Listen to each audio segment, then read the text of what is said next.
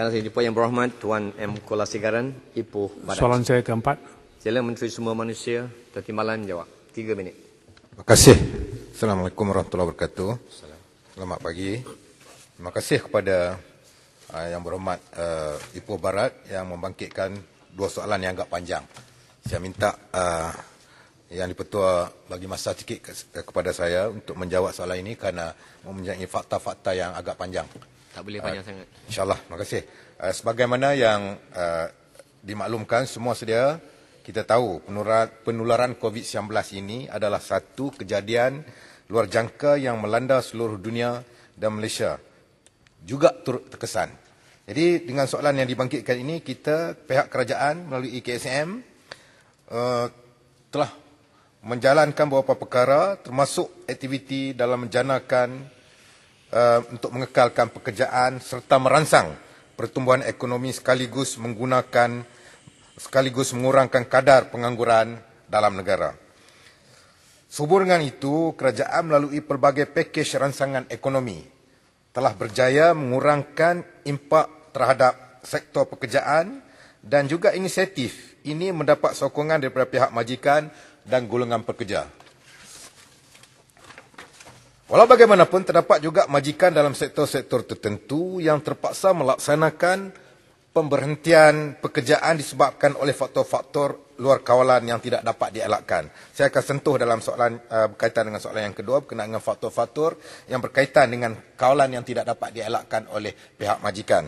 Antara sektor-sektor yang amat terkesan akibat penularan COVID-19 ini adalah seperti sektor pengilangan, sektor penginapan dan food and beverage, serta sektor pemborong dan runcit, sektor pembinaan, sektor pengangkutan dan lain-lain lagi. Sebagai contoh, majikan di sektor penginapan, sebahagian besar pendapatan yang diperolehi adalah daripada kehadiran pelancong daripada luar negara dan pada masa yang sama, negara ini juga terjejas akibat daripada penularan wabak ini. Contoh yang lain adalah sektor pengangkutan seperti Malindo Airways, Sdn Bhd, di mana seramai 1,861 pekerja telah diberhentikan pekerja. Datuk Yang Dipertua, berdasarkan rekod sistem insurans pekerjaan, saya bersetuju dengan Yang Berhormat Ipoh Barat yang membangkitkan berkenaan dengan pekerja-pekerja yang berprestasi tinggi yang terlibat dalam retrenchment dengan izin ataupun pembuangan kerja. Dalam rekod yang kita ada melalui SIP, seramai 99,696 orang pekerja telah diberhentikan bermula daripada Januari 2020 sehingga 27 November 2020. Antara sebab-sebab kehilangan pekerjaan dilaporkan oleh pekerja adalah seperti berikut. Pertamanya, penutupan perniagaan. Mana shutdown the company ataupun closure of the company. Yang keduanya, pengecilan tenaga kerja, downsizing. Yang ketiganya, voluntary separation scheme VSS dan Mutual Separation Scheme MSS. Seterusnya, syarikat yang mengalami masalah kewangan kritikal diikuti dengan penutupan separa, partial closure, pengambil alihan syarikat, acquisition of company dengan izin dan penempatan semula syarikat. Faktor-faktor di atas adalah disebabkan oleh tekanan yang dialami oleh semua industri secara global. Datuk Yang Dipertua, dengan itu seramai 81,217 pekerja telah kehilangan pekerjaan walaupun program PSU ataupun program subsidi upah dan program pengekalan pekerjaan ERP telah dilaksanakan oleh kerajaan. Kerajaan telah membuat pelbagai usaha untuk kita mengurangkan pembuangan kerja dan juga pemberhentian pekerja. Selanjutnya, berdasarkan rekod SIP sehingga 27 November 2020, bilangan kehilangan pekerjaan melibatkan kategori pengurus ialah seramai 13,109 orang. Yang tadi high capacity yang dibangkitkan oleh Ipoh Barat. Ini this is latest fakta ataupun maklumat terbaru, 13,109 orang. Kategori profesional pula melibatkan 26,079 orang dan kategori juruteknik serta profesional bersekutu adalah seramai 19,095 orang. Kategori tersebut merupakan kalangan pekerja yang berpendapatan 4,000 ke atas. yang mana mereka tidak ada dalam skim pelindungan yang kita beri, yang mereka mendapat yang gaji di bawah 4,000. Berdasarkan data Perkeso, dianggarkan 75% daripada jumlah keseluruhan pekerja adalah daripada golongan B40 yang berpendapatan 4,000 ke bawah. Jadi tidak banyak sangat melibatkan yang high capacity ataupun high skill seperti mana yang dibangkitkan, dan alhamdulillah kita dah bagi fakta-fakta ini, dan mungkin fakta akan berubah daripada masa ke semasa. Mengikut Akta SIP Akta 800, tertakluk hak gaji maksimum 4,000. Ini bermakna pekerja-pekerja yang bergaji melebihi 4,000 termasuk golongan pengurusan akan mendapatkan faedah seperti Elan Mencari Pekerjaan ataupun EMP. Kerajaan juga sedar masih ramai lagi pekerja terkesan terutamanya sektor pelancongan. Dengan itu, kerajaan melalui Belanjawan 2021 akan melanjutkan pelaksanaan program subsidi upah selama 3 bulan lagi dengan lebih bersasar. Khususnya bagi sektor pelancongan termasuk sektor perancutan dengan kadar 600 sebulan bagi pekerja bergaji dan 4,000 dan ke bawah. Saya ingat Datuk Yang di-Pertua saya bagi dalam bentuk jawapan bertulis, masih panjang lagi. Baik. Jawapan yang ada.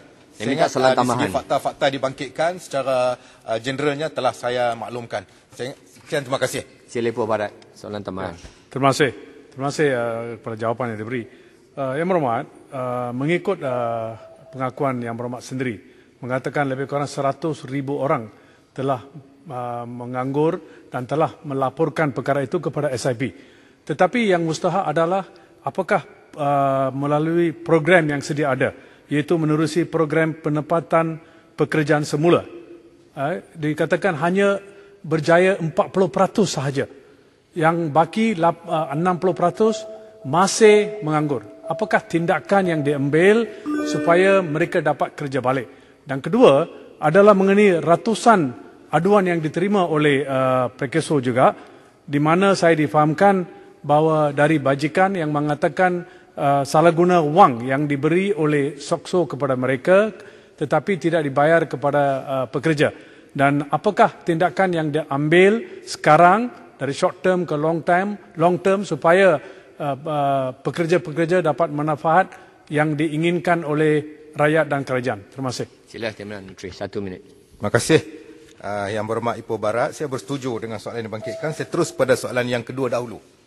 Semalam telah dibuat satu kenyataan akhbar bahawa 21 majikan telah didakwa akibat daripada perkara yang dibangkitkan tadi. Mereka membuat tuntutan kepada Perkeso, tetapi ada kes yang tidak dibayar kepada pekerja-pekerja. Itu yang pertama. Yang keduanya berkenaan dengan kerja yang perlu kita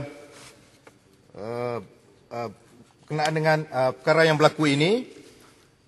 Untuk maklumat Yang Berhormat Ipoh Barat, kerajaan telah membuat satu keputusan mengatasi masalah pembuangan pekerja dan juga pengangguran ini, iaitu dengan kerajaan memperuntukkan 150 juta ringgit yang disediakan untuk SIP